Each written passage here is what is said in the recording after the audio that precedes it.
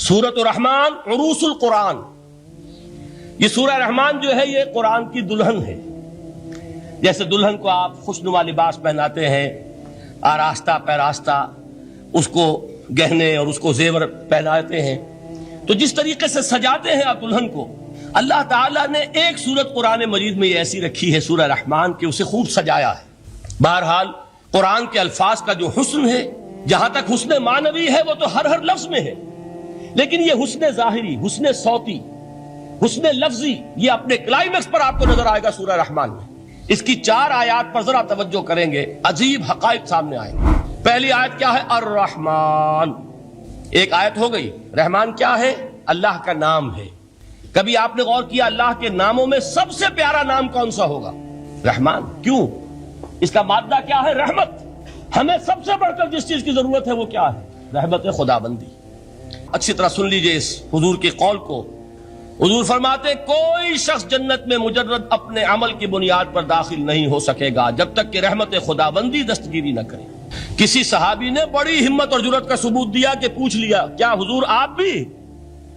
جب آپ نے فرمایا کوئی شخص داخل نہیں ہو سکتا جنت میں محض اپنے عمل کی بنیاد پر جب تک کہ رحمت خدا بندی جو ہے وہ دستگیری نہ فرمائے۔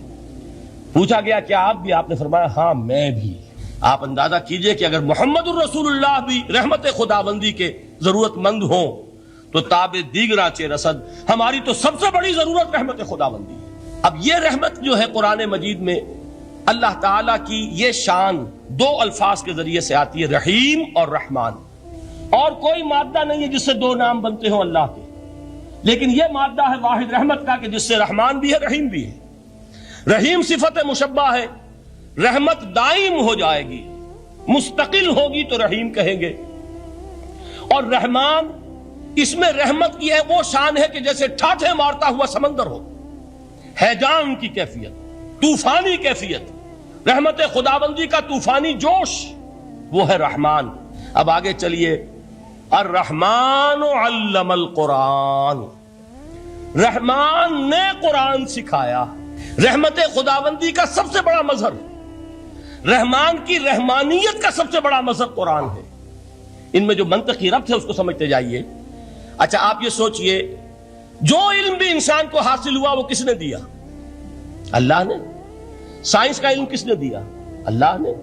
علم آدم الاسماء کلہا، وہ علم الاسماء جو حضرت آدم کو دے دیا گیا تھا ازل میں، یہ اسی کا ظہور ہے، یہ اسی کی ایکسفولیشن ہے جو ہو رہی ہے اور ہوتی رہے گی ابھی۔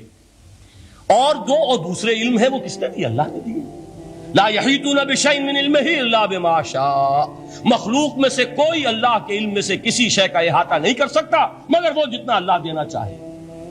لیکن یہ کہ تمام علوم میں چوٹی کا علم قرآن۔ نوٹ کرتے جائیے، اب چوٹی کی چیزیں جمع کیجیے۔ اللہ کے ناموں میں چوٹی کا نام رحمان، اللہ نے جو کچھ انسان کو سکھایا اس میں چوٹی کا علم قرآن۔ خلق الانسان، انسان کو پیدا فرمایا۔ سوال یہ کہ حیوانات کو کس نے پیدا فرمایا؟ آسمان کس نے پیدا کیے؟ زمین کس نے پیدا کی؟ فرشتے کس نے پیدا کیے؟ کیا مطلب خلق الانسان؟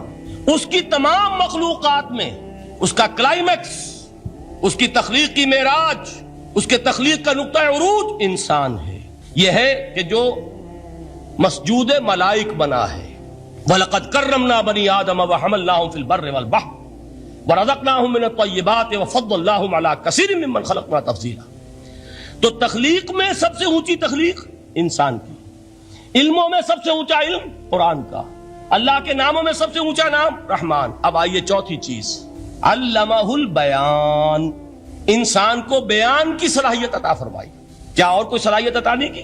بینائی کس نے دی؟ اللہ نے۔ اسی طریقے سے سماعت کس نے عطا فرمائی؟ اللہ نے۔ کتنی فیکلٹیز ہیں، کتنے ایکسٹرنل آرگنز ہیں سینس کے، کتنے انٹرنل سینسز ہیں جو اللہ نے دیے ہیں۔ لیکن یہاں بھی سمجھ لیجئے جتنی فیکلٹیز ہیں ہیومن فیکلٹیز، ان میں ٹاپ کی فیکلٹی جو ہے وہ اسپیچ ہے، کلام ہے، بیان ہے۔ جن لوگوں نے میڈیکل سائنس کا مطالعہ کیا ہے وہ جانتے ہیں کہ یہ برین ہے، ہیومن برین، اس برین میں جو وہ اوپر ایک زرد سا مادہ ہوتا ہے، گرے میٹر، اس کی ایک کوٹنگ ہوتی ہے، یہ ہائیسٹ ایوالوڈ فارم ہے، اور اس میں سب سے بڑا رقبہ جو ہے وہ اسپیچ سینٹر کہلاتا ہے۔ اسی لیے انسان کو حیوان ناطق کہتے ہیں۔ حیوان کے اور انسان کے مابین امتیاز قائم کیا گیا، نطق، گویائی، بولنا۔ اب یہ کیا چیز ہوئی؟ انسان کی صلاحیتوں میں سے سب سے اونچی صلاحیت، 4 آیتیں ہو گئی نا۔ اللہ کے ناموں میں سب سے چوٹی کا نام رحمان، اس نے جو علوم پیدا کیے ان میں چوٹی کا علم قرآن، اس نے جو مخلوقات پیدا فرمائی ان میں چوٹی کی مخلوق انسان، انسان کو جو صلاحیتیں اور استعدادات عطا فرمائی ان میں چوٹی کی استعداد بیان۔ جمع کیجئے، نتیجہ کیا نکلے گا؟ وہ نتیجہ ایک حدیث نبوی کی شکل میں سامنے آتا ہے۔ پہلی حدیث میں نے یہی پڑھی تھی، اس کے راوی کون ہے؟ عثمان ابن عفان۔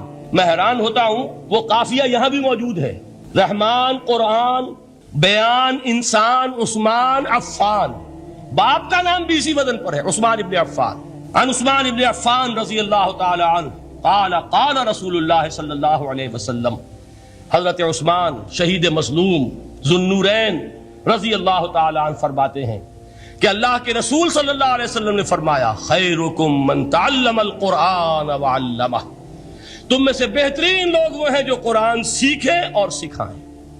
قوت بیان جو تمہاری ٹاپ فیکلٹی ہے، اس کا استعمال کسی گھٹیا کام کے لیے نہیں ہونا چاہیے۔ دیکھیے اردو میں محاورہ ہے کہ توپ سے مکھی نہیں ماری جاتی، توپ بنائی گئی ہے کسی بڑی شے کے لیے، مکھی مارنے کے لیے توپ استعمال نہیں ہوتی۔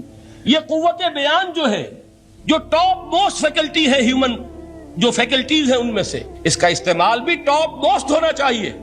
قرآن کو بیان کرو، وہ جیسے کہ علامہ اقبال نے کہا ہے، بلکہ غالباً ان کے قبر پر آس پاس جو اشعار لکھے ہوئے ان میں سے ایک یہ بھی ہے، اگر یک قطرہ خونداری، اگر مشتے پرے داری، بیابامن تو آموزم طریق شاہ بازی را، اگر تمہارے اندر ایک قطرہ بھی خون کا ہے اور مٹھی بھر بھی پر اگر اللہ نے دیے ہیں تو اے میرے پاس آؤ کہ میں تمہیں شاہبازی کے طریقے سکھاؤں۔ اسی طرح جان لیجئے، اگر اللہ نے قوت گویائی عطا فرمائی، اگر اللہ نے تمہیں حیوان ناطق بنایا، اگر اللہ تعالیٰ نے تمہیں یہ صلاحیت عطا فرمائی، اس صلاحیت کا مصرف دنیا کو نہ بناؤ، اس صلاحیت کا مصرف اللہ کے کلام کو پھیلانے پر اس کو صرف کرو۔ خیرکم من تعلم القرآن وعلمہ، خیر جب لفظ آتا ہے بغیر من کے، ورنہ تو آتا ہے خیر من ہو، تو یہ ہوگی کمپیریٹیو جو ایک ایڈجیکٹیو جو ہوتی ہے، لیکن یہ سپرلیٹیو ڈگری ہے جب بغیر من کے ہوگا۔ خیرکم، دی بیسٹ امنگسٹ یو، جو تم میں بہترین لوگ ہیں وہ کون ہیں؟ من تعلم القرآن وعلمہ، جو قرآن سیکھیں اور سکھائیں، قرآن پڑھیں اور اسے بیان کریں۔ آج جان لیجئے سب سے بڑی ضرورت اس بات کی ہے